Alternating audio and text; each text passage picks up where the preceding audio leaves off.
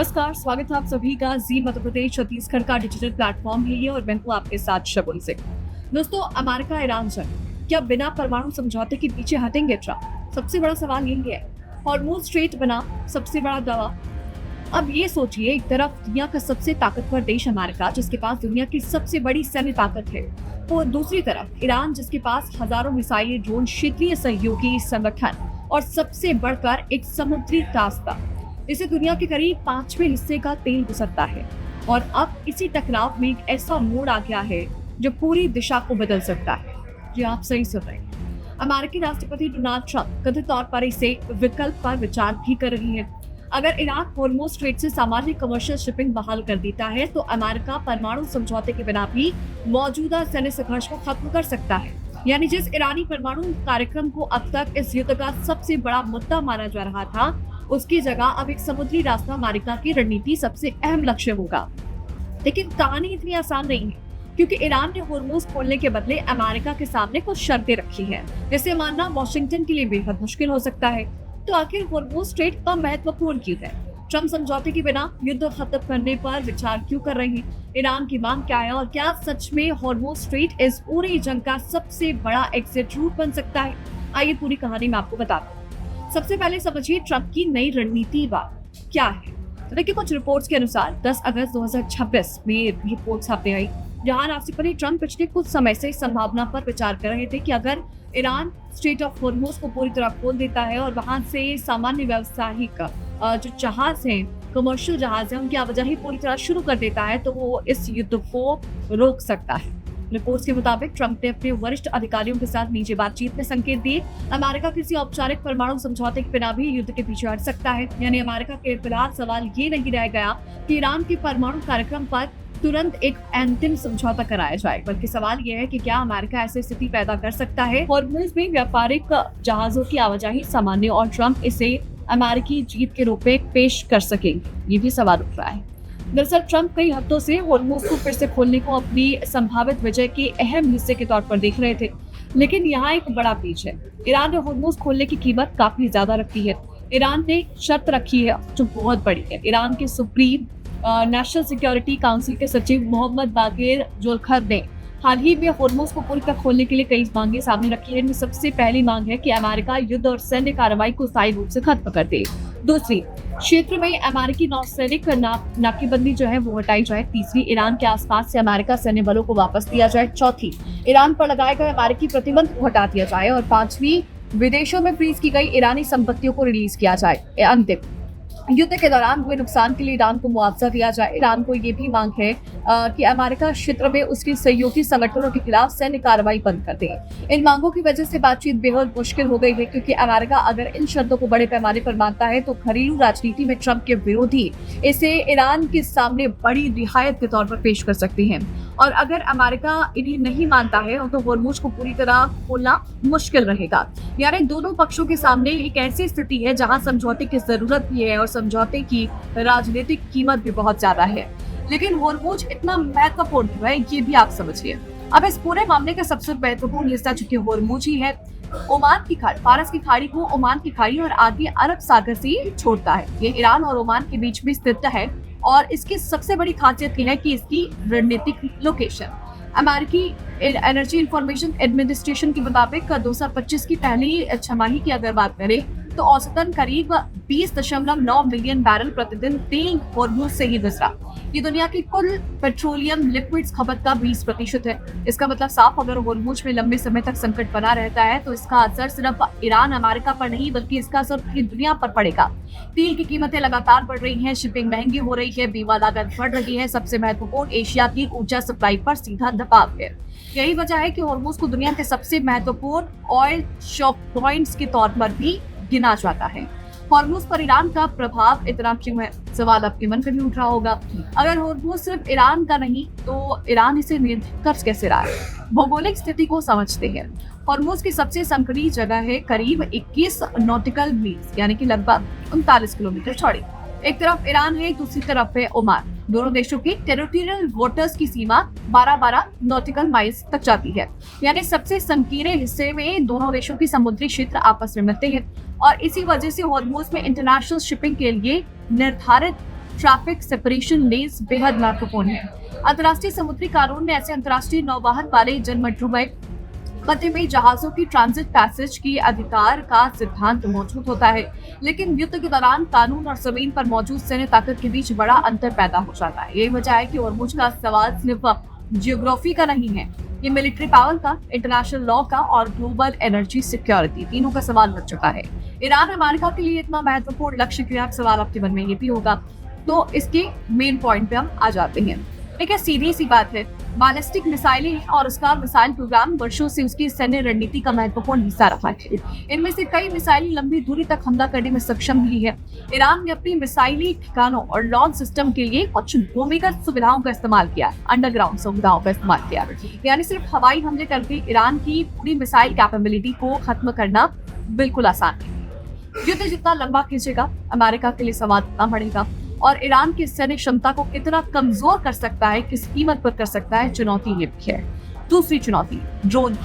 Iran ने पिछले कुछ सालों में बड़े पैमाने पर ड्रोन क्षमता विकसित की है। शहीद जैसी ड्रोन्स ने रूस यूक्रेन युद्ध के दौरान भी दुनिया का ध्यान खींचा और इनकी खासियत ये रही कि अपेक्षाकृत कम लागत वाले ड्रोन भी बड़े और महंगे सैन्य सिस्टम पर दबाव बना रहे थे।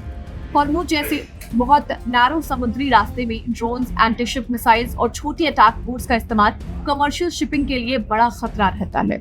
यानी अमेरिका अगर सैन्य ताकत से होर्मुज खोलने की कोशिश करता है तो उसे सिर्फ ईरानी नौसेना से नहीं बल्कि जमीन से दागी जाने वाली मिसाइल्स, ड्रोन्स और एसिमेट्रिक अटैक से भी निपटना होगा। तीसरी चुनौती, ईरान का क्षेत्रीय नेटवर्क। ईरान की ताकत सिर्फ उसकी अपनी सेना तक सीमित नहीं है। लेबनान में हिजबुल्लाह, यमन में हूती और इराक में ईरान समर्थित कई सशस्त्र गुट, ये सभी क्षेत्रीय सुरक्षा समीकरण को प्रभावित कर सकते हैं। यानी अगर अमेरिका सीधे ईरान पर दबाव बनाता है तो संघर्ष सिर्फ ईरान अमेरिका तक सीमित बिल्कुल नहीं होगा। इसका असर पूरे पश्चिम एशिया में फैल सकता है और यही वजह है कि ट्रंप प्रशासन के लिए सबसे बड़ी रणनीतिक चिंता में से एक है। अमेरिका के लिए घरेलू दबाव भी क्यों बढ़ रहा है, अब ये भी आप समझिए। अब जंग का ये बहुत महत्वपूर्ण पहलू है, तो ध्यान से सुनिए। अमेरिका की घरेलू रणनीति इसमें अहम पहलू है जो कि दबाव बना रही है। लंबे समय तक चलने वाली किसी भी जंग का असर सिर्फ बैटलफील्ड पर नहीं पड़ता है, उसका असर इकोनॉमी पर पड़ता है। तेल की कीमत बढ़ती है, पेट्रोल महंगा हो सकता है, महंगाई बढ़ सकती है। अमेरिकी मतदाता के लिए विदेश नीति की सबसे बड़ी कहानी अक्सर बहुत सरल होती है। मेरी जब पर इसका असर क्या पड़ रहा है, यही उनका लॉजिक है और यही कारण है कि ईरान युद्ध और होर्मुज संकट अमेरिका में राजनीतिक रूप से भी महत्वपूर्ण है और आने वाले मिड टर्म इलेक्शन के बीच ट्रंप के लिए बहुत संवेदनशील होता है। अगर वो युद्ध को समाप्त कर पाते हैं और साथ ही तेल की सप्लाई को सामान्य करवा पाते हैं तो इसे वो घरेलू राजनीति में बड़ी उपलब्धि के तौर पर प्रेजेंट कर सकते हैं मिड टर्म इलेक्शन में। अब सबसे बड़ा सवाल, अगर अमेरिका का मुख्य लक्ष्य ईरान के परमाणु कार्यक्रम को रोकना था तो ट्रंप बिना न्यूक्लियर डील के युद्ध खत्म करने पर विचार क्यों कर रहे हैं? तो इसके पीछे बहुत कैलकुलेटिव है, पूरा जो स्टेप है वो बहुत कैलकुलेटिव है। ट्रंप और उनके सलाहकारों का आकलन ये है कि ईरान के परमाणु कार्यक्रम पर अमेरिकी इंटेलिजेंस एजेंसी लगातार नजर रखती है। यानी अगर युद्ध खत्म भी होता है तो इसका मतलब ये तो नहीं है कि अमेरिका ईरान पर नजर रखना बंद कर देगा। दूसरा ऑप्शन, अगर भविष्य में ईरान फिर से परमाणु हथियार बनाने की दिशा में तेजी से आगे बढ़ता है तो अमेरिका दोबारा सैन्य कार्रवाई की धमकी या फिर विकल्प का इस्तेमाल कर सकता है। और इसी सोच के मुताबिक पहले मौजूदा युद्ध को खत्म करो, होर्मुज और ऊर्जा सप्लाई को स्टेबल करो, ईरान के न्यूक्लियर इशू को अलग डिप्लोमेटिक ट्रैक पर संभालो। लेकिन ये सिर्फ एक रणनीतिक संभावना है, इसे किसी भी अंतिम फैसले के तौर पर नहीं देखा जा सकता है। अमेरिका की नीति या फिर अंतिम समझौते के रूप में भी नहीं दिख सकते हैं। अमेरिका ईरान बातचीत की कहानी कैसे यहाँ तक पहुंची है इसको समझते हैं और इसको समझने के लिए थोड़ा पीछे चलते हैं।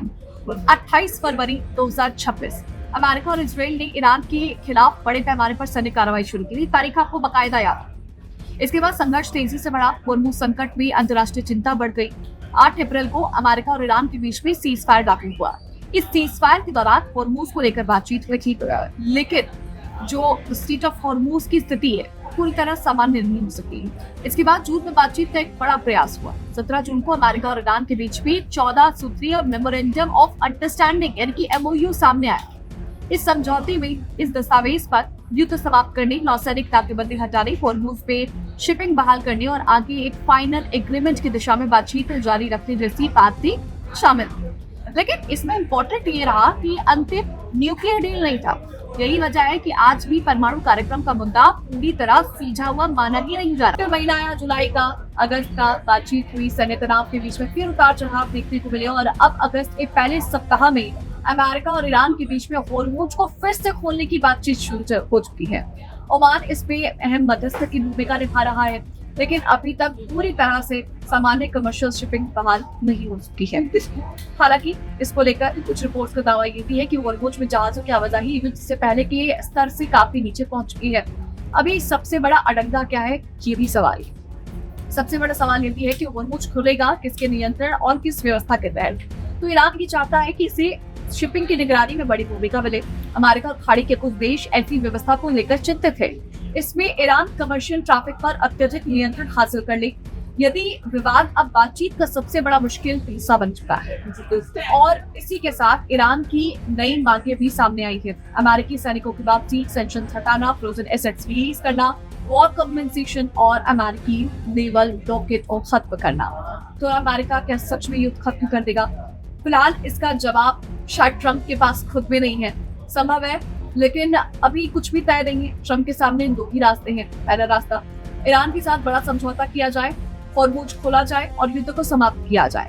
दूसरा रास्ता, अगर ईरान बहुत ज्यादा शर्तें रखता है तो अमेरिका मौजूदा सैन्य अभियान को सीमित करके दबाव और कूटनीतिक दबाव बना सकता है। भारत के लिए असर भी पड़ने वाला है, क्योंकि ये संकट भारत के लिए बेहद महत्वपूर्ण है। भारत की ऊर्जा सुरक्षा, तेल की कीमतें जो है, पश्चिम एशिया के सामने आने वाला व्यापार इस पूरे मुद्दे से जुड़ा हुआ है। अगर होर्मुज सामान्य हो जाता है तो वैश्विक ऊर्जा बाजार को बड़ी राहत मिल सकती है, लेकिन अगर किसी समझौते के बाद भी ईरान को होर्मुज पर बहुत ज्यादा नियंत्रण मिल जाता है तो भविष्य में ये रास्ता फिर से जियोपॉलिटिकल प्रेशर के साधन के रूप में इस्तेमाल होने का डर लगातार। यानी सिर्फ होर्मुज का खुलना काफी नहीं, सवाल ये है कि खुलेगा किस नियम के तहत, किसकी निगरानी में, क्या कमर्शियल शिप्स को बिना किसी राजनीतिक या फिर सैन्य दबाव की सुरक्षित पैसेज मिलेगा। आप इसको लेकर क्या सोचते हैं, मुझे कमेंट सेक्शन में अपनी राय जरूर दीजिएगा। और क्या आपको लगता है स्थिति सामान्य हो पाएगी, ट्रंप झुकेंगे या फिर कोई और रास्ता अपनाया जाएगा? राय कमेंट सेक्शन में दीजिएगा। वीडियो अच्छी लगे तो लाइक शेयर भी कीजिएगा और बने रहिए हमारे चैनल के साथ।